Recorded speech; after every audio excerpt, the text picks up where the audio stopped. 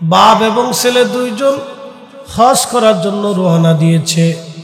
Iraq থেকে Iran হয়ে Iraq থেকে সৌদি আরবের পথে মরুভূমির মধ্যে যাওয়ার পরে বাবার ইন্তেকাল হয়ে গেল। ইন্তেকাল যখন হইছে, বাবার চেহারাটা রূপ পরিবর্তন হইয়া একেবারে মলিন হইয়া চেহারাটা জানোয়ারের আকৃতি নিয়ে নিল।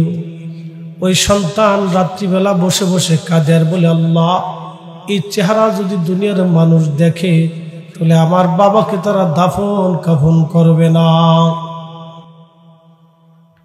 ছেলেটা লাশের পাশে বসে বসে কাঁদতেছে। কাঁদতে কাঁদতে ওই ছেলেটা ঘুমিয়ে পড়ল। স্বপ্নের ঘরে দেখে রাহমাতুল লিল আলামিন নবী আমার খুশি হচ্ছে। চিৎকার করে জোরে বলেন না, ইয়া রাসূলুল্লাহ, তুমি মোদের আশার আলো, তাই তো তোমায় বাসি ভালো। বলেন তুমি মোদের আশার আলো, তাই তো তোমায় বাসি ভালো। হৃদয় নামের ফুলদানিতে, হৃদয় নামের ফুলদানিতে গেঁথে রেখেছি প্রেমের মালা। ইয়া রাসূলুল্লাহ, ইয়া হাবিবাল্লাহ, ইয়া রাসূলুল্লাহ, ইয়া হাবিবাল্লাহ, ইয়া রাসূলুল্লাহ।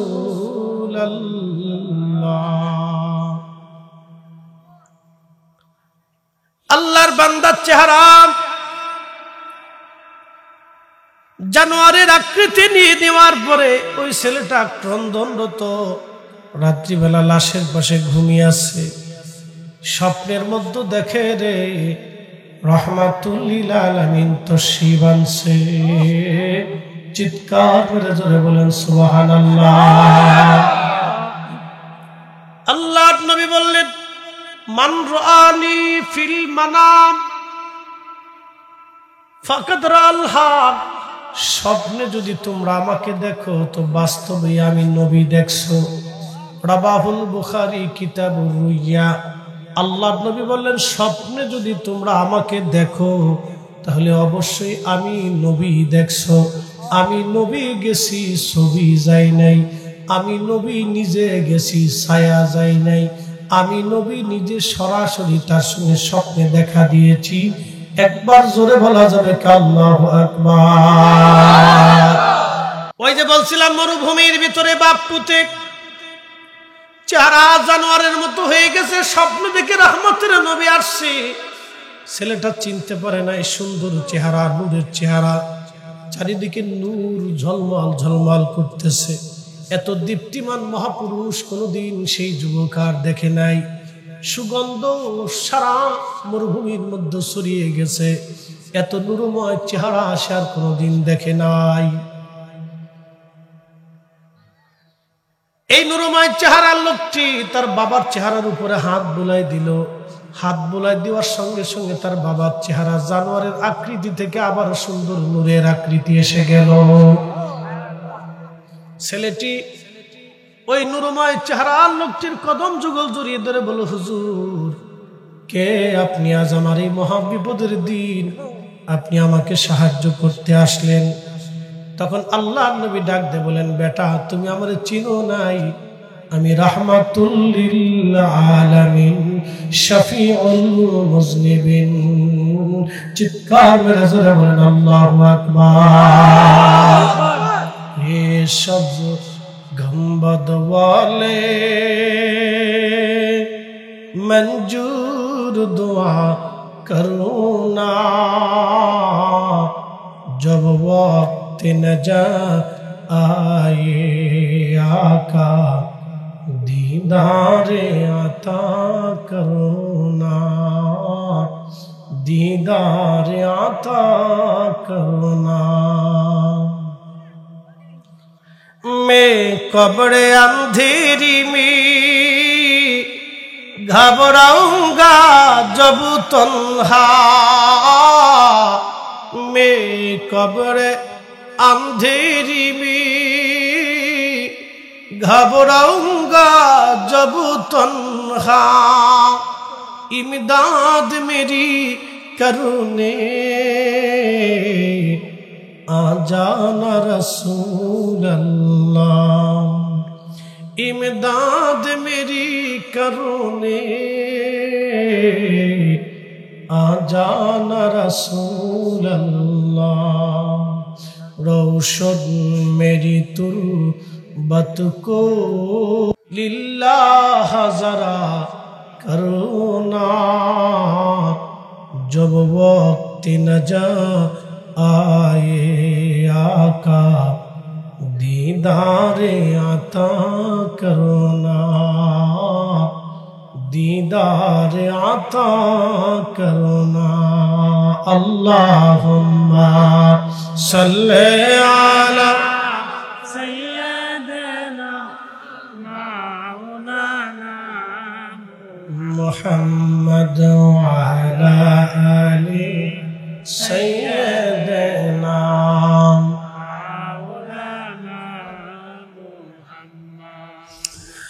হোসেনপুরের মুসলমান যুবক ডাক দিয়ে বলল ইয়া রাসূলুল্লাহ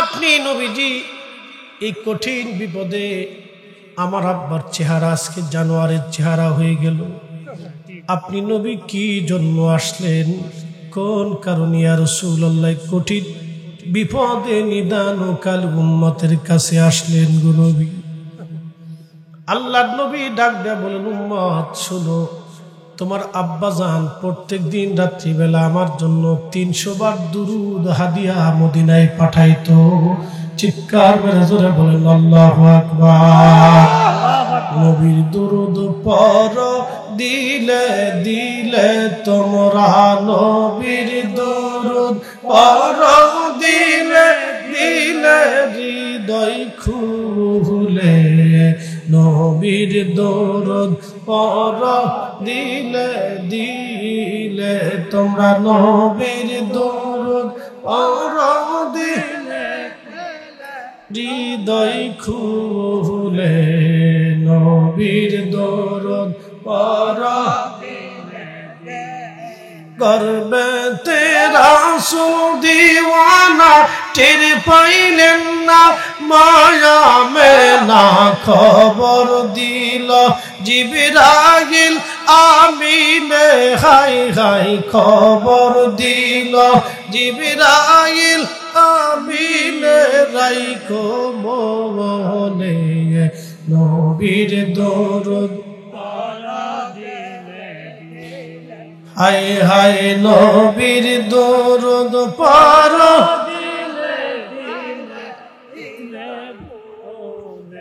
ও নবীর দরুদ পড়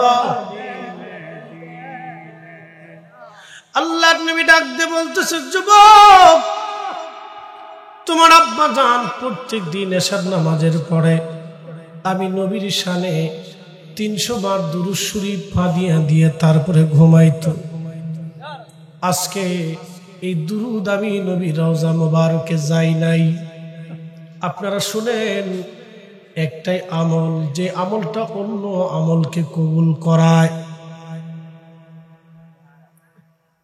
যেমন আমাদের দেশে শশা খান না এই শশা শুধু নিজেই হজম হয় না অন্য খাবারকেও হজম করায় এই শশা অন্য খাদ্যকে পেটের মধ্যে হজম করায় চর্বি কেটে দেয় শশার অনেকগুলি গুণ আছে ভাইজান একটা ফল আছে ফলের মধ্যে শ্রেষ্ঠ ফলের নাম হলো আপনার ওই কি বলে ওই যে খেজুর আর তরকারির মধ্যে শ্রেষ্ঠ তরকারির নাম হলো কদু লাউ আল্লাহর নবী লাউ তরকারি বেশি বেশি বেশি বেশি খাইতেন লাউ খাইলে মাথার ব্রেন প্রশস্ত হয় ব্রেন ঠান্ডা হয় মস্তিষ্ক ঠান্ডা থাকে শরীরের মধ্যে রস তাড়াতাড়ি সাপ্লাই দেয় ফলের মধ্যে সবচেয়ে দামি ফলের নাম খেজুর এই খেজুর খাবার সঙ্গে সঙ্গে আপনার শরীরের সমস্ত জায়গা পুষ্টিগুণ একবারে ছড়ায় দেয় এই জন্য খেজুর আল্লাহর জান্নাতের খাবার। নবী বলছেন, আমার উম্মতেরা তোমরা তোমাদের বাচ্চাদেরকে কাঁচা কাঁচা তাজা তাজা খেজুর খাওয়াবা, তোমরা তোমাদের গর্ভবতী নারীদেরকে তাজা তাজা খেজুর খাওয়াবা। আমরা দেশের বেডিরা তো খেজুর খায় না, খায় খালি ফুচকা। কি কথা কর না, ফুচকা হুচকা হুচকা শটফুটি খাই, শটফুটি হুচকা শটফুটি আমি যাবি কি খাই বেডিরা? আমরা খাচ্ছে খুব। নরসিংদী ওই ফুচকার দোকানের মার্কেট বালা একটা রিজি গেলাম, ব্যাপার কি এত মার্কেট কে? হুজুর স্বামী বিদেশ। মন খারাপ করেন না, স্বামী বিদেশ, বিদেশ থেকে পয়সা পাঠায়, এতে খালি ফুচকা খায়। বুঝতে পারছেন? শর্টপটিয়ার ফুচকা বিরাট মার্কেট, বাপরে বাপ। আর বাচ্চাদেরকে কি খান? সুইং গাম, চিপস, ওটা খালি খালি স্যাপ খান। আর আমি যে বিহারের ভিতরে ডুয়া, কি দরকার আছে বলেন তো? খেজুর খাওয়াবো, খেজুর খাওয়াবেন, খেজুর। আল্লাহ রসুল বলছেন তোমরা খেজুর খাও। বলে কেন? আদম সফিউল্লাহ যেই মাটি দিয়ে বানানো হয়েছিল, ওই মাটির অতিরিক্ত মাটি দিয়ে আল্লাহ খেজুর গাছ বানাইছিলেন। ইমাম ইবনু কাসির আল বেদার মধ্যে লেখেন, ওই খেজুর গাছ ওই মাটি দিয়ে বানানো। আল্লাহর নবী বলতেন, আমার উম্মতেরা তোমরা খেজুর খাও, খেজুর জান্নাতের খাবার, আল্লাহর পছন্দের ফল। একবার জোরে বলা যাবে কি মারহাবা? এই জন্য খেজুর খাবেন, বাচ্চাদেরকে খাওয়াবেন, অনেক উপকারী ফল। আচ্ছা, এখন মূল আলোচনায় চলে যাই।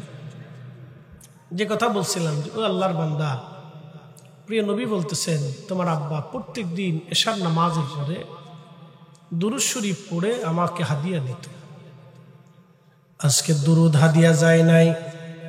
বলছিলাম শশা অন্য খাবারকে হজম করায়, আর দুরূদ শরীফ অন্য ইবাদতকে কবুল করায়। নিজে তো কবুল হয়, অন্য ইবাদতকে কবুল করায়। এই আমলের নাম দুরূদ। তাহলে বলেন, ঘরে ঘরে দুরূদ চালু হবে না বন্ধ হবে? চালু হবে। কথা কোন ঠিক কিনা? ঘরে ঘরে দুরূদ চালু হবে, মিলাদ শরীফের মাধ্যমে ঘরে ঘরে দুরূদ চালু হবে। দুরূদ দুরূদ দুরূদ চালু করেন। হোসেনপুরের মুসলমান ঘরে ঘরে দুরূদ আর কোরআন তেলাওয়াত চালু করে দেন। ঘরে ঘরে কোরআন খতম দেন, ঘরে ঘরে নবীর দুরূদ চালু করে দেন। ফসলে বরকত হবে, জমিনে বরকত হবে, খাবারে বরকত হবে, জীবনে বরকত হবে, রিজিকে বরকত হবে, ইমানে বরকত হবে, আমলে বরকত হবে। নবীর দুরূদ ছাড়া এইগুলিতে কোনো বরকত হবে না। বরকত আর বরকত আপনি দেখতে থাকবেন। আহা, চলবে দুরূদ, চলবে কোরআন খতম, চালান দোয়া, ঘরে ঘরে দোয়া চালু করেন। দোয়ার দরকার, দোয়ার প্রয়োজন। আজকের মাহফিল লুৎফর ভাই যিনি দিলেন, তিনি আপনাদেরকে নিয়ে সবাইকে নিয়ে মাহফিল সাজান প্রত্যেক বছর। ও বন্ধু, কিসের জন্য করেন? এলাকার প্রত্যেকটা মানুষ কবরে চলে গেছে। বাজান, কে সুন্নি, কে কোন দল, কে কোন পীরের মুরিদ, কে কোন রাজনীতি করে, কোন বংশের ছেলে, কোন গোত্রে, কোন এলাকায়। আজকে এটা হবে না, একটাই দোয়া হবে, আল্লাহ এই এলাকার কবরের নিচে, মাটির নিচে যত বান্দা বান্দি, সবার কবর তুমি জান্নাতের বাগান বানিয়ে দাও। একটাই দোয়া হবে। কথা বলে ঠিক কিনা? দোয়ায় কোনো রাজনীতি আছে না, দোয়ায় কোনো দলাদলি আছে না, দোয়ায় কোনো তরিকা আছে? সব এক তরিকা। যারা মাটির নিচে চলে গেছে ঈমান নিয়ে, তাদেরই সওয়াব দিয়ে দেয়। যারা দোয়া বন্ধ করতে চায় এরা আসলে বুকা। যারা দোয়া চালু রাখতে চায় এরা আসলে বুদ্ধিমান। কথা ঠিক কিনা? হোসেনপুরের মুসলমান, আল্লাহর নবী ডাক দিয়ে বলেন, আমার উম্মত, তোমার আব্বা প্রত্যেকদিন এশার নামাজের পরে 500 বার দুরূদ, 300 বার দুরূদ হাদিয়া দিত। আজকে দেয় নাই, ফেরেশতারা এই দুরূদ নেয় নাই। সেই জন্য আজকে তোমার আব্বার এই দেখার জন্য আমি আসছি। আইসা দেখলাম চেহারা বিকট হয়ে গেছে, আমার দয়া লাগলো। আমি নবী দুরুদের হাদিয়ার কারণে তোমার আব্বার চেহারার উপরে আজ রহমতের হাত বোলাই দিয়া আমি নবী তারে কবুল করে দিলাম। নবী যদি দেখতে চান একটা আমল আপনাকে করা লাগবে, এই আমলের নাম নবীর দুরুদ শরীফ। ইবনে কাইয়্যিম জৌজি জালাউল আফহাম নামক একখানা কিতাব লেখছেন, আমার ঘরে আছে। এই কিতাবের মধ্যে 29 প্রকারের দুরুদ শরীফ উনি লেখছেন। আমার দেশে দুরুদে ইব্রাহিম ছাড়া আর যারা দুরুদ খুঁজে পায় না, এরা কোন গ্রহ থেকে নামছে জানি না, কোন মাদ্রাসায় পড়ছে তাও বুঝি না। খালি কানা, দুনিয়ার কানা, চোখ আলা কানা, কেউ আছে চোখ সারা কানা, আর আছে চোখ বলা কানা। দুরুদ ইব্রাহিম ছাড়া আর যারা দুরুদ খুঁজে পান না, তাদেরকে জিজ্ঞেস করবো সাল্লাল্লাহু আলাইহি ওয়াসাল্লাম এই দুরুদ শরীফটা যে আমরা পড়ি তাহলে কোথায় পাইলেন? কি কথা ঠিক কিনা? এই দুরুদ আমরা সবাই পড়ি সাল্লাল্লাহু আলাইহি ওয়াসাল্লাম। আমার সাথে বলেন সাল্লাল্লাহু আলাইহি ওয়াসাল্লাম। ইবনে কাইয়্যিম জৌজি লালাউল আফহামের মধ্যে তিনি লেখেন মান সাল্লা আলাইয়া ফি ইয়াউমিন আলফা মাররা। ও নবীর উম্মত, প্রত্যেকদিন যদি তোমরা আমি নবীর শানে 1000 বার দুরূদ শরীফ পড়তে পারো, লাম ইয়ামুত, তোমার মরণ হবে না, হাত্তা ইয়ারা মাকাদাহু মিনাল জান্নাহ, দুনিয়ার জগৎ থেকে খোদার জান্নাত না দেখা পর্যন্ত তোমার মউত আসবে না। জোরে বলেন না মারহাবা।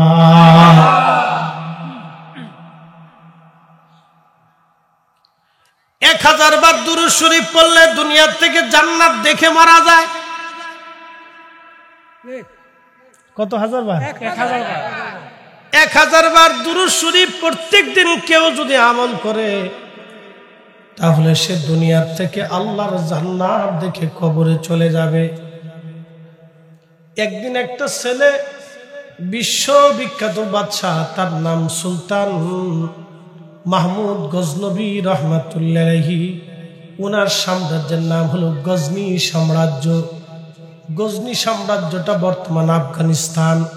এটার রাজধানী ছিল Kabul. Afghanistan, Uzbekistan, Tajikistan, Turkmenistan, Azerbaijan, Afghanistan, Pakistan, বিরাট কাশ্মীর টাশ্মীর দিয়ে বিরাট একটা অংশ গজনী সাম্রাজ্যের অধিকারে ছিল। বিরাট বড় দেশের বাচ্চা সুলতান মাহমুদ গজনবীর দরবারে একটা ছেলে যায় বলল, বাচ্চা, ও বাচ্চা, আপনি তাড়াতাড়ি আমার তেল কেনার টাকা দেন। বাচ্চা বলল, বেটা, তেল কেনার টাকা তুমি চাইতে আসছো, তুমি কি আমার কাছে টাকা পাও? ছেলেটা ডাক দিয়ে বলল, হ্যাঁ বাচ্চা, আমি আপনার কাছে টাকা পাই। আল্লাহর নবী আপনাকে আমাকে টাকা দিতে বলেছে। সুবহানাল্লাহ বলতেন না? কে বলছে? আল্লাহ। ছেলেটা কেমন আর বাচ্চাটা কেমন? আল্লাহু আকবার। মাদ্রাসার তলবে এলেম এসে বলতেছে, আল্লাহ রাসূল আমাকে টাকা দিতে বলছে, আপনাকে টাকা দেন, আমার তেল কিনতে হবে, মাদ্রাসায় কিতাব পড়বে। ছেলেটা কেমন আর বাচ্চাটা কেমন? ছেলে ডাক দিয়ে বলতেছে, বাচ্চা, তেল কেনার টাকা দেন। বাচ্চা ডাক দিয়ে বলে, ছেলে, তেল কেনার টাকা দিব। টাকা যে দিব রসুল দিতে বলছে, তার প্রমাণ কি বলো? তখন ছেলেটা ডাক দিয়ে বলল, বাচ্চা, প্রত্যেক রাত্রিবেলা আপনি নবীকে একটা হাদিয়া দেন। আজকে 7 রাত আপনি নবীকে সেই হাদিয়া দেন না। আল্লাহর নবী বলে দিয়েছেন, আপনি বলে নবীকে হাদিয়া দেন না। আপনি নবীকে হাদিয়াও দিবেন আর আমাকেও তেল কেনার টাকা দিয়ে দিবেন। একবার জোরে বলা যাবে কি মারহাবা? কি বুঝলেন? বুঝেছেন? এটা এক আধ্যাত্মিক খেলা। অনেকের বোঝানো যায় না, অনেকে ছাতা বুঝেও না। বুঝবে কেমনে? এই বিদ্যায় তো নাই কিছু, সে তো এই বিদ্যা বুঝে না। আচ্ছা আপনাদেরকে বলি, যিনি বিমান চালায় পাইলট, এর যদি ধান খেতে লাগাই দেন, ধান লাগানোর জন্য পারবো? হ্যাঁ, যে বেটা ধান লাগায় এর যদি বিমান চালাইতে দেন পারবো? যে বেটা ডাক্তার এর যদি পারমাণবিক বোমা বানাইতে দেন পারবো? যে পারমাণবিক বোমা বানাইছে এর যদি অপারেশন করতে দেন পারবো? আমরা হুজুরা যারা ওয়াজ করি, আমাদেরকে যদি আপনারা এই কি বলে ধান খেতে ফাটাই দিয়ে এখন যে হুজুর ফাটনি দেন, আমরা দ্বারা হইতো না। যার যে কাজ তার সেই কাজ, বুঝতে পারছেন? এখন আধ্যাত্মিক বিদ্যা, এই আধ্যাত্মিক শক্তি, এটা ওলি আল্লাহদের কাজ। এই বিদ্যাটা আমাদের ভিতরে নাই বিধায় আমরা অনেক সময় এটা বুঝি না। যেটা বুঝি না সেটা লাড়াচাড়া করার তো অর্থ আসে না। রাসূল কারীম মহান ঊর্ধ্বে, সৃষ্টির এমন কোন স্থান নাই যেখানে নবী দেখার ক্ষমতা না আছে। কথা কন ঠিক কিনা? এখন আমি যদি বলি নবী দেখে না, তাহলে বুঝবো আমি সেই দুনিয়ার কানা যার চোখ আছে কিন্তু দেখি না। সূর্যের জায়গা সূর্য থাকে, অন্ধ কিন্তু দেখে না। অন্ধকে যদি বলেন সূর্য উঠছে কেমন, তো অন্ধ বলবে সূর্য আর কেমন, এটা তো আমি নিজেও দেখি না। তো সূর্য দিয়ে আমি কি করব? অন্ধের কাছে সূর্যের কোনো গুরুত্ব নাই। তো যারা আধ্যাত্মিকতা বুঝে না তাদের কাছে আধ্যাত্মিকতার কোনো গুরুত্ব নাই। হোসেনপুরের মুসলমান মাইকের আওয়াজ যত দূরে যায় খুবই মনোযোগ দিয়ে কথাগুলি শুনবেন। ছেলেটা ডাক দেয়, বলো বাচ্চা, প্রত্যেক রাত্রিবেলা আপনি নবীকে হাদিয়া দিতেন, আজকে 7 রাত হলো আপনি আমার নবীকে সে হাদিয়াটা দেন না। হাদিয়াও দিবেন আর আমার ওই তেল কিনার টাকাও দিয়ে দিবেন। আমি ওই টাকা দিয়ে তেল কিনে কিতাব পড়বো। আল্লাহ নবী হুকুম আপনাকে দিয়ে দিছে। সুলতান মাহমুদ গজনবীর চোখ বে বে বে বে পানি পড়তে লাগলো। কেঁদে কেঁদে ডেকে বলে, যুবক ছেলে রে, আমি 500 বার প্রত্যেক দিন 7000 বার করে দুরূদ শরীফ নবীকে হাদিয়া দিতাম রাত্রিবেলা। আমি 7000 বার দুরূদ শরীফ না পড়ে রাত্রিবেলা ঘুমাইতাম না। আজকে 7 রাত আমি নবীকে হাদিয়া দেই না। তার মানে তুমি যে স্বপ্ন দেখছো নবী তোমার হুকুম দিছে এটা সত্য। চিৎকার মেরে জোরে বলেন আল্লাহু আকবার।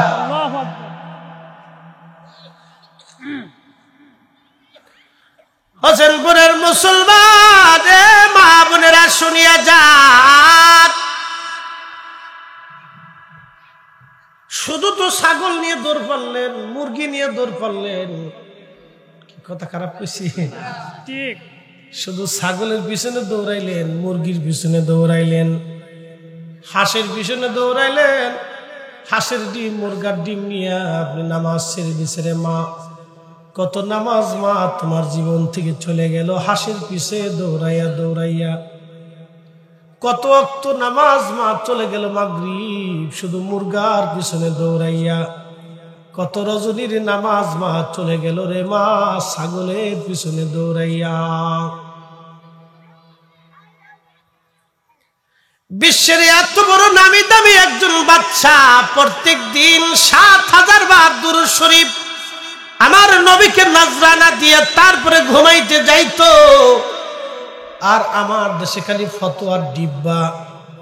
কে কত ফতোয়া মারতে পারে, যে যত বেশি ফতোয়া মারবে সে তত বড় হুজুর। খালি ফতোয়া মারার দাম না।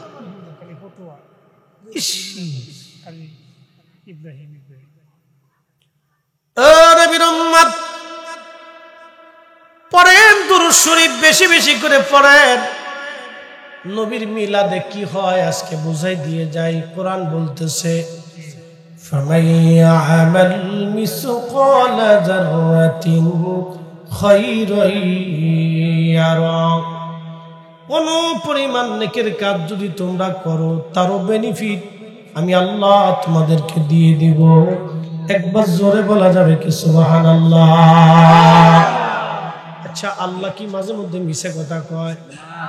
হ্যাঁ, জোরে জোরে জোরে জোরে জোরে। আল্লাহর কথার মধ্যে মনে হয় কোন ফাঁক ফোকর আছে? আল্লাহর কথা কি মাঝে মধ্যে মনে হয় চেঞ্জ হবে? না না না, তা হবে না, তা হবে না। আল্লাহ 1450 বছর আগে জবানে বলে দিল, فَمَن يَعْمَلْ مِثْقَالَ ذَرَّةٍ خَيْرًا يَرَهُ। অনু চিনেন কিনা জানি না, খালি চোখে যেটা দেখা যায় না এটা অনু। দূরবীক্ষণ অনুবীক্ষণ যন্ত্র দিয়ে যেটা দেখা লাগে এটাকে অনু বলা হয়। এই অনু পরিমাণ নেকের কাজ যদি তোমরা করো, আমার মালিক আমার মাওলা বলেন বেনিফিট পাইবা, বেনিফিট পাইবা, বেনিফিট পাইবা।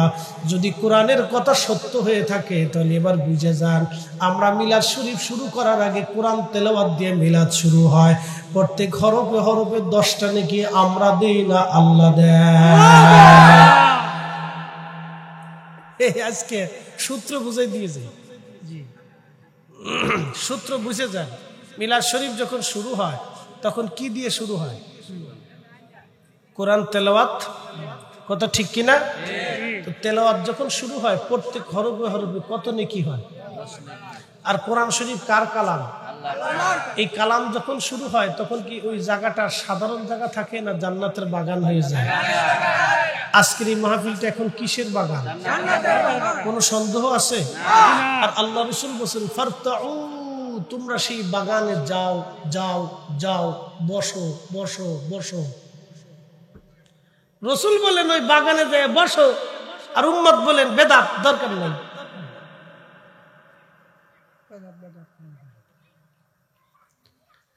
আল্লাহর নবী বলেন ওই বাগানে তোমরা বসো, ফারতাউ, বিচরণ করো। সাহাবীরা বলেন মা রিয়াজুল জান্নাহ ইয়া রাসূলুল্লাহ, নবী গো জান্নাতের বাগান কি? দুনিয়াতে আবার কোনটা জান্নাতের বাগান? আল্লাহর নবী জবাব দিলেন হিয়া হিলাকুজ জিকির, যেই মজলিসের মধ্যে আল্লাহর জিকির হয় এটা দুনিয়ার আর সাধারণ জায়গা না, এটা দুনিয়ার জান্নাতের বাগান। যারা বলেন আল্লাহু আকবার। কোরআন শরীফ তেলাওয়াত কার জিকির? ওয়ারাতিলিল কুরআন তারতিলা।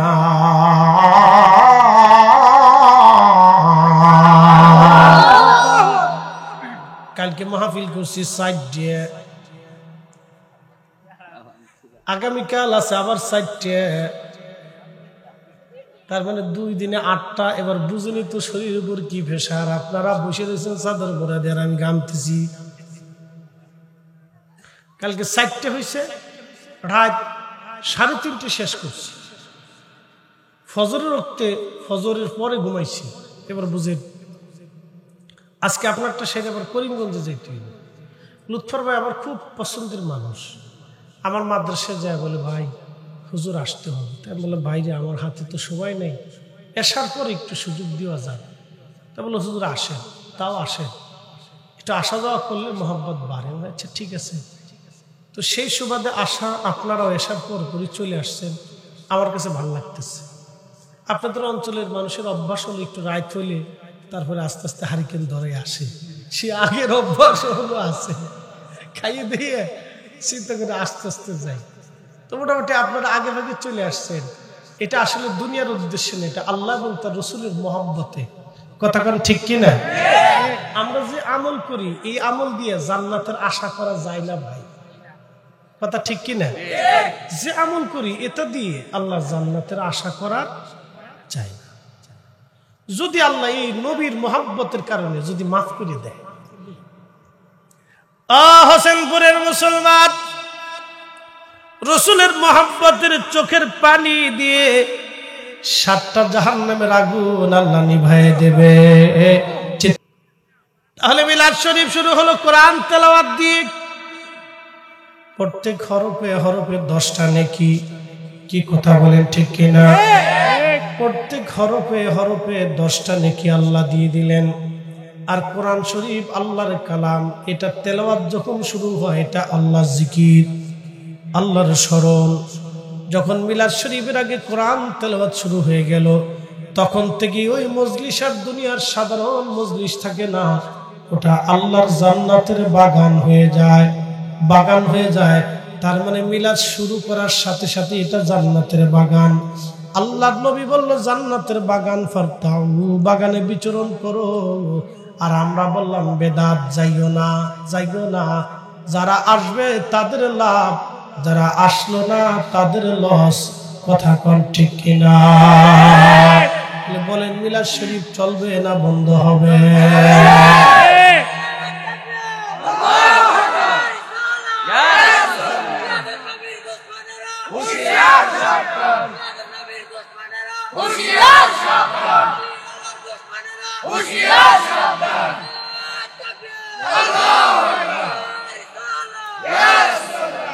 হোসেনপুরের মুসলমান কেউ যদি প্রত্যেক দিন 1000 বার দুরূদ শরীফ পড়ে, দুনিয়ার থেকে খোদার মাকাদা, জান্নাতের মাকাদা দেখে মারা যাবে। নবী বলতেছেন হাত্তা ইয়ারা মাকাদাহু মিনাল জান্নাহ, দুনিয়ার জগৎ থেকে সে আল্লাহর জান্নাতের মাকাদা দেখে সে মারা যাবে। তার মানে বোঝা গেল আল্লাহর নবী আরো বলেন উম্মত একবার দুরূদ শরীফ পড়লে 10টা নেকি আমল নামায় হয়, 10টা গুনাহ মাফ হয়ে যায়, 10টা রহমত আমার আল্লাহর সাথে সাথে বান্দার উপরে নাজিল করিয়া দেয়। তাহলে এক দুরুদে কয় লাভ? 3 লাভ। এক দুরুদে কয় লাভ? 3 লাভ। দুরূদ শরীফ যখন আমরা শুরু করি তখন একটা শব্দ বলি আল্লাহুম্মা, বলি না ভাই? আল্লাহুম্মা শব্দের অর্থ হলো হে আল্লাহ। তার মানে দুরূদ শুরু হয় আল্লাহর জিকির দিয়া। কি কথা কোন ঠিক কিনা? আল্লাহ রাসূল বলেন হিয়া হিলাকুজ জিকির, যেই মজলিসে আল্লাহ স্মরণ হয় ওই মজলিসটা দুনিয়ার আর সাধারণ জায়গা রাখে না। ইয়া হিলাকুজ জিকির, জিকিরের মজলিসটা হুয়া রিয়াজুল জান্নাত, জান্নাতের বাগান। তার মানে মিলাদ শরীফ যখন শুরু হলো কোরআন তেলাওয়াত দিয়া, তখন জান্নাতের বাগান শুরু হয়ে গেল। দুরূদ শরীফ যখন পড়ে তখন জান্নাতের বাগান। এরপরে মিলাদ শরীফের পরে, দুরূদ শরীফের পরে আমাদের হুজুররা উলামা একরাম কিছু সময় লা ইলাহা ইল্লাল্লাহ জিকির করা হয়। কি করা হয়? কি হয় না? আল্লাহর নবী বলেন আফজালুজ জিকির, সর্বোত্তম জিকিরের নাম লা ইলাহা ইল্লাল্লাহ, সর্বোত্তম জিকির লা ইলাহা ইল্লাল্লাহ। তার মানে মিলাদ শরীফের কোরআন তেলাওয়াতে নেকি পাইলাম, দুরূদ শরীফে নেকি পাইলাম, লা ইলাহা ইল্লাল্লাহর জিকিরের মধ্যে নেকি পাইলাম। 3 জায়গা নেকি পাইলাম। এত নেকি, তুমি খালি নেকি দেখলা না, খালি বেদাত দেখলা। আল্লাহর কোরআন বলল ফামাইয়া আমাল মিসকালা যাররাতিন খায়রান ইয়ারা, পৃথিবী উল্টে যাবে, কোরআন মিথ্যা হবে না। আকাশ ভেঙে যাবে, কোরআন পরিবর্তন হবে না। সাগর শুকায় যাবে, কোরআনের আর আইন পরিবর্তন হবে না। আল্লাহ বলছে অনুপরিমাণ নেক যদি করো আমি আল্লাহ প্রতিদান দিয়ে দেব। তার মানে আমার নবীর মিলাদ শরীফের মধ্যে অনুপরিমাণ শুধু নেকি না, অসংখ্য নেকি আছে। আমরা নেকি যেখানে মুসলমান আছি সেখানে, নেকি যেখানে মুসলমান সেখানে। আল্লাহর কোরআন বলো মাইয়া আমাল মিসকালা যাররাতিন শাররান ইয়ারা ফামাইয়া আমাল মিসকালা যাররাতিন ফামাইয়া আমাল মিসকালা যাররাতিন খায়রান ইয়ারা ফামাইয়া আমাল মিসকালা যাররাতিন শাররান ইয়ারা। কোন পরিমাণ গুনার কাজ যদি করো, বেনিফিট আমি আল্লাহ তাও দিব, প্রতিদান আমি আল্লাহ তাও দিয়ে দিব। আমাদের স্লোগান হলো নেকের কাজ যত ছোট হোক ছাড়ব না, গুনার কাজ যত ছোট হোক করব না। নেকের কাজ যত ছোট হোক ছাড়ব না, গুনার কাজ যত ছোট হোক করব না। কি কথা কর না কে? নেকের কাজ যত ছোট হোক ছাড়ব না, যারা বলেন ছাড়ব না। গুনার কাজ যত ছোট হোক করব না। আমাদের স্লোগান হলো আল্লাহর আইনে নেকের কাজ যত ছোট হোক ছাড়ব না, গুনার কাজ যত ছোট হোক করব না। আমার নবীর মিলাদের মধ্যে নেকের কাজ আছে, এই মিলাদ আমরা ছাড়ব না। জোরে কোন, জোরে কোন, জোরে জোরে জোরে জোরে জোরে জোরে বলেন ছাড়ব না। নিবেন, পরের দিন নিবেন, তারপরের দিন নিবেন, তারপরের দিন নেবেন। এরপরে মাও কিন্তু আপনাকে লাঠি দিয়ে পিটাবে। এ বেটা বারবার টাকা নাও কেন? বাবার কাছে যদি চান একবার দুইবার চাইলে বাবা রাগ হয়ে যাবে, কিন্তু আমার রাসূল বলতেছে উম্মত তোমরা শোনো, মানলাম ইয়াসআলিল্লাহ ওয়ারগা বিলাইহি, যে আল্লাহর কাছে চাই না আমার আল্লাহ তার উপরে বেজার। যে আল্লাহর কাছে চাই না আল্লাহ তার উপরে বেজার, তার মানে আমার দেশে যারা দোয়া মানে না আল্লাহ তাদের উপরে বেজার। কি কথা কন না? যদি হাদিস সত্য হয় তাহলে এই কাজও সত্য। যদি বলেন রাসূলের কথাই ঠিক তাহলে ওরা ঠিক। নবী বলতেছে মান লাম ইয়াসালিল্লাহ ওয়ারগা বিলাইহি, যে আল্লাহর কাছে চাই না আল্লাহ তার উপরে বেজার। যে আল্লাহর কাছে চাই না আল্লাহ তার উপরে বেজার। তার মানে এমন একজন মালিক আমরা পাইছি যেই মালিকের কাছে বারবার চাইলে মালিক খুশি। কি কথা কন না কেন? বারবার চাইলে কে খুশি হয়? আর বারবার না চাইলে কে খুশি হয়? শয়তান। বারবার চাইলে খুশি হয় কে? আল্লাহ। আর বারবার না চাইলে বেজার খুশি হয় কে? শয়তান। তার মানে আমরা শয়তানকে খুশি করব না, আমরা আল্লাহরে খুশি করব। অতএব আমরা দোয়া করবই করবই করব। কথা কন না কে? দোয়া বন্ধ হবে করব। কথা ক্লিয়ার না ভেজাল আছে? একবারে ক্লিয়ার। এখন কেউ যদি না বুঝে তো জোর করে বোঝানো যায় না, কেউ যদি না মানে তো জোর করে মানানো যায় না, জোর করে ফিরিত করা যায় না, জোর করে মুরিদ করা যায় না। দুটো জিনিস জোর করে হয় না, ফিরিত হয় না আর মুরিদ হয় না। বুঝতে পারছেন? এটা জোর করে কোনোদিন করা যায় না। তো জোর করে এই কাউরে মানানো যায় না। তো মনোযোগ দেখ, আল্লাহ বলছেন, আল্লাহ রাসূল বলছেন যে আল্লাহর কাছে চায় না, দোয়া করে না, আল্লাহ তার উপর বেজার থাকে। আর যত বেশি চাবেন দোয়া করবেন তত আল্লাহ খুশি থাকে। খুব মনোযোগ দিয়ে এখন প্রশ্ন করবেন, হুজুর মিলাদের পরে দলবদ্ধভাবে দোয়া করার দরকার কি? অনেকে আবার বলবে হুজুর ভাড়া করে দোয়া করার দরকার কি? লোকজন ভাড়া করে আনার দরকার কি? তোমার দোয়া তুমি করো। এরকম আছে না? বলে না? আচ্ছা আপনারা বলেন, আপনাদেরকে একটা প্রশ্ন করি, জবাব দিবেন। দোয়া কি আলেমরা করবে না সরে করবে? এই তো বুঝে গেছে। দোয়া করবে আলেমরা। মজলিসের সবচেয়ে যোগ্যতম ব্যক্তি আল্লাহর দরবারে হাত উঠাবে, বাকিরা আমিন আমিন বলবে।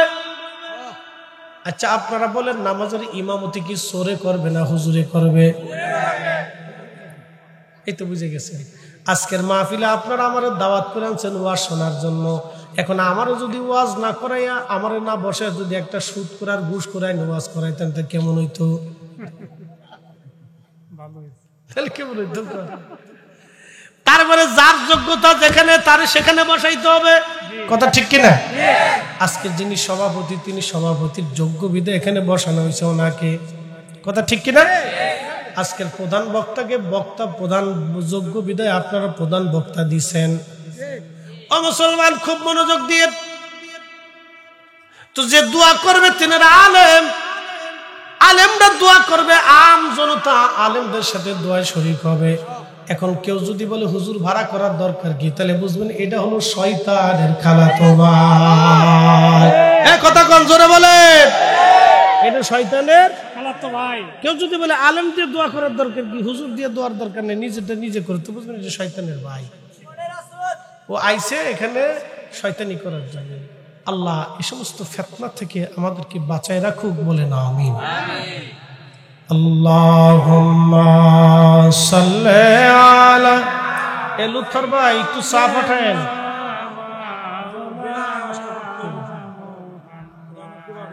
ওয়ালা আলে সাইয়্যিদিনা।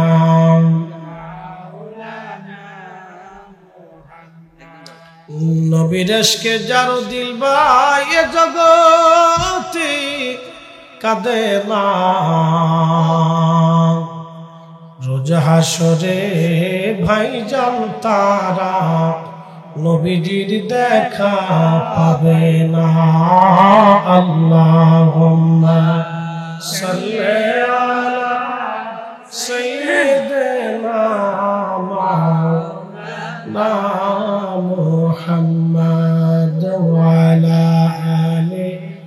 سيدنا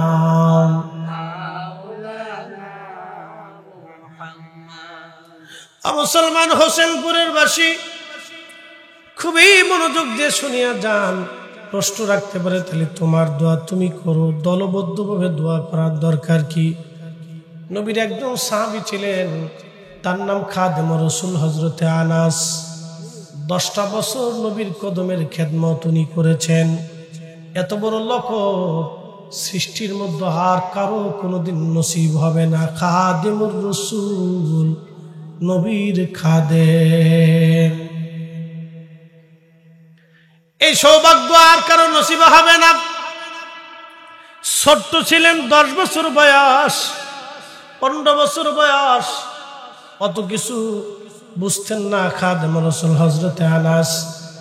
একদিন খাদেমের মা ডাক দিয়ে বলল, খাদেম রে, তুমি নবীর কদমের খেদমত করো, নবীর কাছ থেকে একটু দোয়া চেয়ে নাও। বলে, মা কি দোয়া নিব? বলে, আনাস রে, আমরা গরিব মানুষ, আমাদের দিন আনি দিন খাই, কোনোদিন আমরা না খেয়ে থাকি। আল্লাহর নবী তো দুয়ার ভান্ডার, নবীর কাছে যায় বলো, আল্লাহ যেন তোমার সন্তান সন্ততি এবং সম্পদে যেন আল্লাহ বরকত দেয়। খাদেম যায় বলল, হুজুর একটু দোয়া করে দেন। বলে, আনাস কি দোয়া তুমি চাও? বলে, ইয়া রাসূলুল্লাহ, আমার সন্তান সন্ততি এবং সম্পদে যেন আল্লাহ বরকত দেয়। সাথে সাথে নবী হাত বাড়াইলেন, আল্লাহ আমার খাদেমের রুটি রুজিতে এবং সন্তানে বরকত দিয়ে দাও। সবার খেজুর গাছে খেজুর ধরত বছরে একবার, হযরত আনাসের খেজুর গাছে খেজুর ধরত বছরে 2 বার। সুবহানাল্লাহ। বাড়ি যায় কয় না, না হয় না, আরো জোরে কহ। এটা হাইব্রিড ফেল না? হাইব্রিড কিন্তু ফেল। বর্তমান বিজ্ঞানেও এটা সম্ভব না। সবার খেজুর গাছে খেজুর একবার, আর ওনার খেজুর গাছে খেজুর 2 বার। বুঝতেই পারতেছেন যে কি পরিমাণে হাইব্রিড। সবার ছাগলের বাচ্চা হয়তো 2টা, আর খাদেম রাসূলের ছাগলের বাচ্চা হয়তো 4টা। না আসতে হইলো কে? একসাথে একসাথে। তাহলে মুসলমানের দুয়ার পাওয়ার আসেনি? তাহলে দুয়া যারা বন্ধ করবার চায় ওরা হলো শয়তানের ভাই।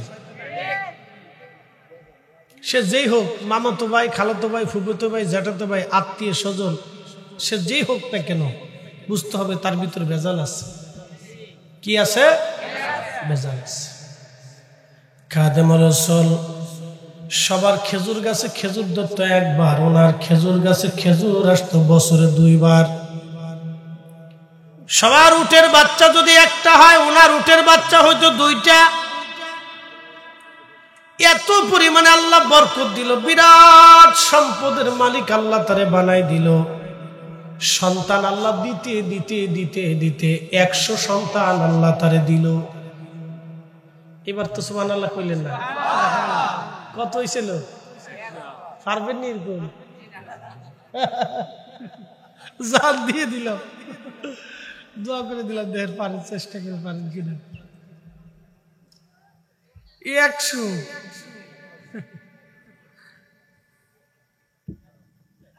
দুয়ার পাওয়ার কত দেখেন। আল্লাহ রাসূলের দুয়ার কি বরকত ছিল, সর্বনাশ। আর এই দোয়া বন্ধ করার লাগে উঠে করে লাগছে একদম। কেমনে যে আপনাদেরকে বুঝাইতাম আমি জানি না। আচ্ছা, আপনাদেরকে একটা কথা বলি।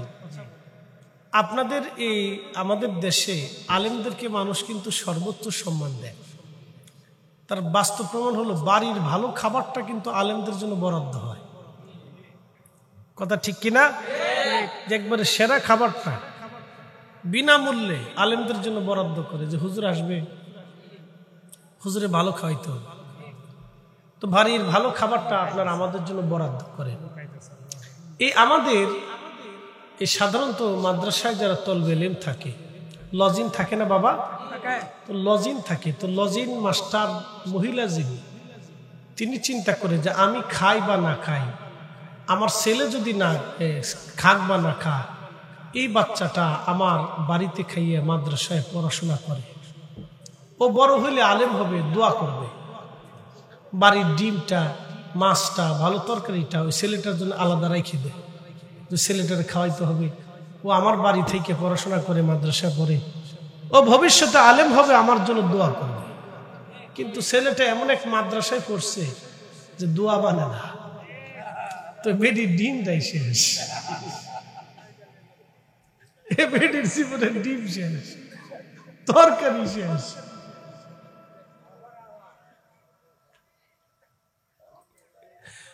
হোসেনপুরের মুসলমান খাদিম রাসূল হযরত আনাস, কেন ওনার জীবনী আপনাদের সামনে তুলে ধরতেছি, খুব মনোযোগ দেন। ওনার 100-র উপরে সন্তান ছিল, এরকম সন্তান, স্ত্রী, পুত্র, পরিজন সব নিয়ে উনি সারা রাত্র কোরআন শরীফ তেলাওয়াত করতেন। আহা, নবী সাহাবী সারা রাত আল্লাহর ইবাদতে কাটাইতেন। সারা রাত্র খাদিম রাসূল হযরত আনাস কোরআন পড়তেন। কোরআন শেষ হয়ে যাওয়ার পর উনি তাহাজ্জুদ পড়তেন। তাহাজ্জুদ পড়ার পর উনি ফজর পড়তেন। ফজর নামাজ পড়ার পরে উনি মসজিদ থেকে বাড়িতে যাইতেন। বাড়ি যাইয়া কিছু তেলাওয়াত, 2-1 পারা কোরআন তেলাওয়াত উনি বাকি রাখতেন। বাকি রাখে উনি বাড়ি যাইতেন।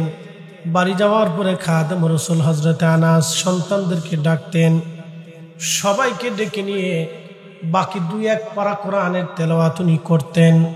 করার পরে তিনি কোরআন শরীফ তেলাওয়াত শেষ হয়ে যাওয়ার পরে সবাই নিয়ে দোয়া করতেন। সন্তান সন্ততি সবাই নিয়ে তিনি জামাতের সাথে দোয়া করতেন। আবার বলি, ভালো করে শুনুন, সারা রাত কোরআন পড়তেন। সারা রাত কোরআন পড়ার কারণে 2-1 পারা কোরআন বাকি রেখে দিতেন। তাহাজ্জুদের নামাজ পড়তেন, ফজরের নামাজ পড়তেন। নামাজ পড়িয়া খাদিম রাসূল হযরত আনাস রাদিয়াল্লাহু আনহু বাড়িতে যাইতেন। সন্তান সন্ততি সবাই কাছে ডাকতেন, এক জায়গা বসাইয়া বাকি কোরআনের 2-1 পারা যে বাকি রাখতেন, ওই 2-1 পারা উনি সবাই নিয়ে তেলাওয়াত করতেন। তেলাওয়াত শেষ হয়ে যাওয়ার পরে সবাই নিয়ে দোয়া শুরু করতেন। দোয়া শেষ হয়ে যাওয়ার পরে খাদিম বলতেন, আমার সন্তানরা, আমার মাসুক নবীর জবান থেকে আমি শুনছি কোরআন খতম দেওয়ার পরে দোয়া করলে দোয়া কবুল হইয়া যায়। কোরআন শরীফ খতম দেওয়ার পরে যে দোয়া হয়, এই দোয়া কবুল হয়ে যায়। আগে দেখছি মাদ্রাসার তলবে এলেমদেরকে ডাইকে ডাইকে বাড়িতে কোরআন খতম দেওয়া হইতো। কি কথা কন না কে? এখন খালি বেদাতের ফতোয়া দিয়ে খালি উঠানোর বুদ্ধি হইছে।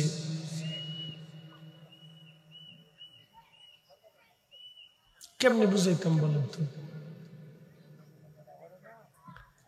বাড়ি বাড়ি কোরআনের খতম হতো, তলবে এলেমরা বাড়িতে যেয়ে কোরআন খতম দিত। খতম দেওয়ার পরে মিলাদ পড়িয়া দোয়া হতো। খাদিম রাসূল হযরত আনাস বলো, নবীর উম্মত, আমি আমার মাসুক নবীর জবান থেকে শুনছি কোরআন খতম দেওয়ার পরে যে দোয়া হয়, দোয়া কবুল হয়। এই জন্য উনি সন্তান সন্ততি নিয়ে দোয়া করতেন। চিৎকার মেরে জোরে বলেন না মারহাবা।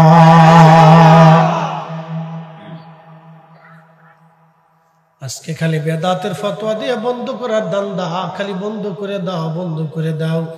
বাইরে বন্ধ করলে কারো লজ নাই, বন্ধ করলে কারো লাভ নাই। লাভ কিন্তু একজনের হবে, তার নাম শয়তান। কথা কোন ঠিক কি না? আল্লাহ বলেন, ইয়া আইয়ুহাল্লাযীনা আমানু দুখুলু ফিস-সিলমি কাফা। ও মুসলমান, তোমরা যদি ইমানদার ইসলামের মধ্যে ঢুকো তো পরিপূর্ণ মতো ঢুকো। যদি ইসলাম মানো তো পরিপূর্ণ মতো মানো। যদি দিন মানো তো পরিপূর্ণ মতো মানো। যদি দিন মানো তো পরিপূর্ণ মতো মানো। শুধু একটা ফজিলতের উপরে ভিত্তি করে খাদিম রাসূল হযরত আনাস একটা কথার উপর ভিত্তি, নবী বলছেন কোরআন খতমের পরে দোয়া করলে কবুল হয়। এই কথার উপর উনি সন্তান সন্ততি নিয়ে সবাই নিয়ে একসাথে দোয়া করতেন জমাতে। হযরত খাদিম রাসূল আনাস কিন্তু বলেন নাই যে নবী জমাতে করতে নিষেধ করছেন বা জমাতে অনুমতি দেন নাই, কথা বলেন নাই। তিনি একটা কথা বলছেন, নবী বলছেন কোরআন খতমের পরে দোয়া করলে কবুল হয়। হাসেনপুরের মুসলমান, কিশোরগঞ্জের মুসলমান, একটা কথার উপরে ভিত্তি করে খাদিম রাসূল কোরআন তেলাওয়াত করে সন্তান নিয়ে দোয়া করতেন। এখন আপনারা বলেন ঘরে ঘরে কোরআন খতম চালু হবে না বন্ধ হবে? ঘরে ঘরে কোরআন খতম আপনারা দিবেন, চালু হবে। কোরআন খতম দিলে একজন মানুষের লাভ, যারা কবরে চলে গেছে তাদের বিরাট বড় লাভ, বিরাট বড় লাভ। একদিন মাটির ভিতরে হবে ঘরে, মন আমার কেন বাঁধ দালান ঘর, মন আমার কেন বাঁধ দালান ঘর।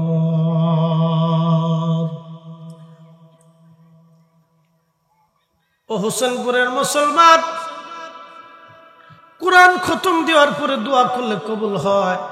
নবীজিকে বলা হলো ইয়া রাসূলুল্লাহ আরো কোন সময়ের পরে দোয়া কবুল হয়? আল্লাহ নবী বলেন জাওফুল লাইলিল আখির, শেষ রাতে দোয়া করলে কবুল হয়। তাহাজ্জুদের সময় দোয়া করলে কবুল হয়। ওয়া দুবুরুস সালাতিল মাকতুবা, ফরজ নামাজের পরে দোয়া করলে কবুল হয়।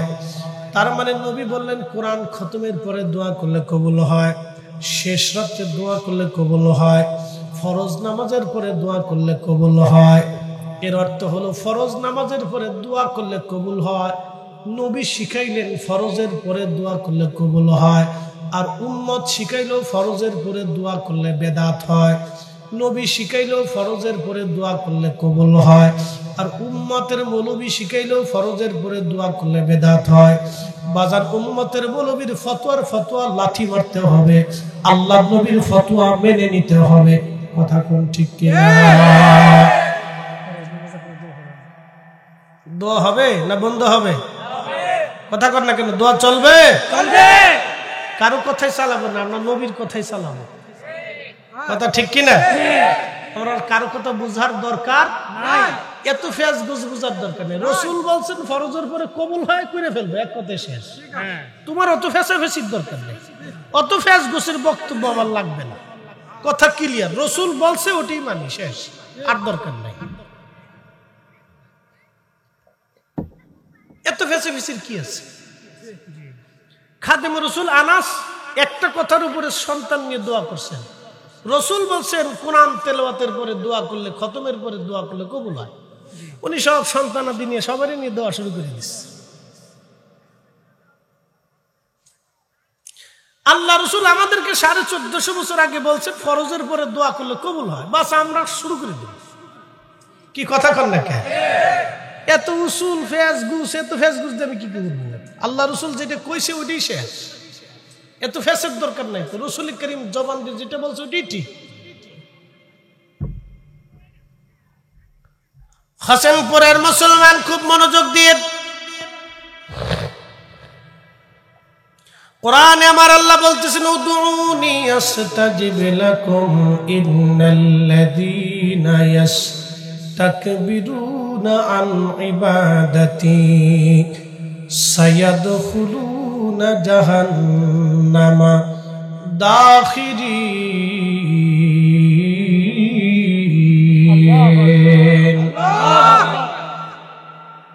বাজান ঠান্ডা লাগছে, বিরাট বড় ঠান্ডা। তারপর কালকে 4 ঘন্টা ওয়াজ, তো মিনিমাম 6 ঘন্টা ওয়াজ করা লাগছে, 4টে ওয়াজে। বুঝতেই তো পারছেন 24 ঘন্টায় যদি 6 ঘন্টা ওয়াজ চলে যায় তাহলে জানের থাকে কি? আগামীকাল জোহরের সময় থেকে শুরু হবে, একবারে ফজর পর্যন্ত যায় ঠেকবে। আপনারা মনে করেন হুজুর মুরগার রান খাইছে চেহারাওয়ালা,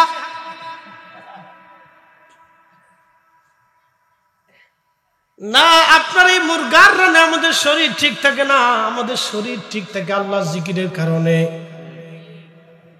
কারণ আমরা অত্যধিক সময় আল্লাহ জিকিরের মাহফিলের মধ্যে কাটাই, আল্লাহর ইয়াদে কাটাই, আল্লাহ স্মরণে কাটানোর জন্য আমাদের কাল ঠিক থাকে, আমাদের শরীর ঠিক থাকে, আমাদের মগজ ঠিক থাকে, আমাদের চেহারা ঠিক থাকে, আমাদের মন মানসিকতা আল্লাহ সুন্দর রাখে। কি কথা কর না কেন? আল্লাহ রহমতের মধ্যে কাটানোর জন্য আমাদের শরীরের মধ্যে কোনো ক্লান্তি আসে না। বাপ, এটা আল্লাহর অনেক বড় দয়া। আমার মতো ফরিদি একদিনের 4টা ওয়াজ করবে, এটা কি করে সম্ভব হয়? আমি জোহরের পরও যেমন ওয়াজ করব, ফজরের সময় একই রকম ওয়াজ করব। এখন যেইভাবে ওয়াজ দেখতেছেন, পরের মাহফিলটা এরকমই ওয়াজ হবে। আবার কালকে 4টে ওয়াজ একই রকম দাসের হবে, কোনোটাই ক্লান্তি আসবে না ইনশাল্লাহ। হোসেনপুরের মুসলমান, তার মানে নবীর মিলাদের ভিতরে সওয়াব আর নেকি। আল্লাহর কোরআন অনুযায়ী স্লোগান হলো, নেকের কাজ ছোট হোক ছাড়ব না, গুনার কাজ ছোট হোক করব না। কি কথা ঠিক কিনা? আল্লাহর কোরআন অনুযায়ী স্লোগান কি?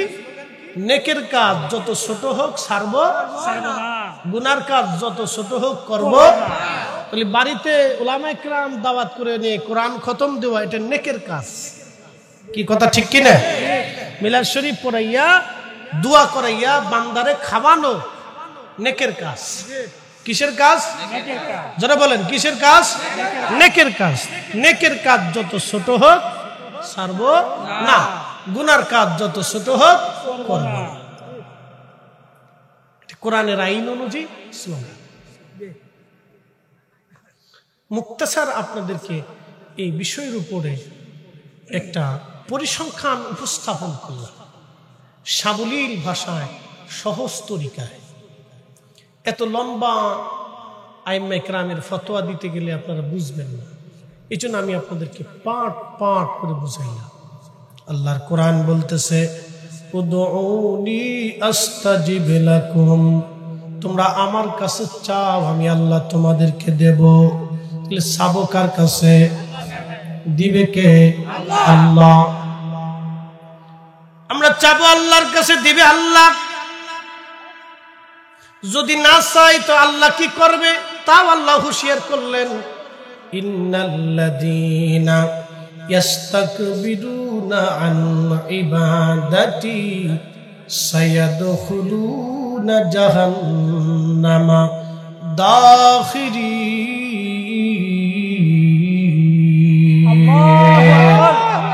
আহা, কোরআনের কথা কত চমৎকার, আল্লাহর কালাম কত সুন্দর, আল্লাহর কালাম কত সুন্দর।